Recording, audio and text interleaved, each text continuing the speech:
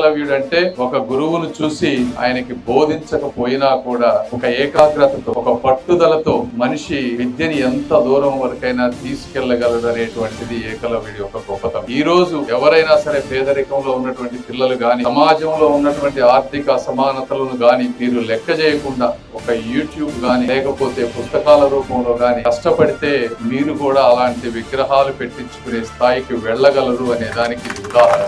రెండోది మరి లాయల్టీ, ఒక కృతజ్ఞత. పాపం ఆయన ఆ రోజుల్లో చేకూర్చిచ్చారు, ఈ రోజుల్లో అలాంటి పరిస్థితి లేదు. అయినప్పటికీ కూడా అది చాలా ఇంపార్టెంట్. ఇన్ని వేల సంవత్సరాల తర్వాత కూడా మనం మాట్లాడుతా ఉన్నామంటే బొటనవేలు గురించి. అంటే ఒక వ్యక్తికి ఉండవలసిన లక్షణాలు ఎంత ఇంపార్టెంట్, ఒక మనిషి సహాయం చేస్తే కృతజ్ఞత అనేది ఎంత ఇంపార్టెంట్ దానికి వేల సంవత్సరాల క్రితం జరిగిన ఈ రోజు మాట్లాడుతున్నాం.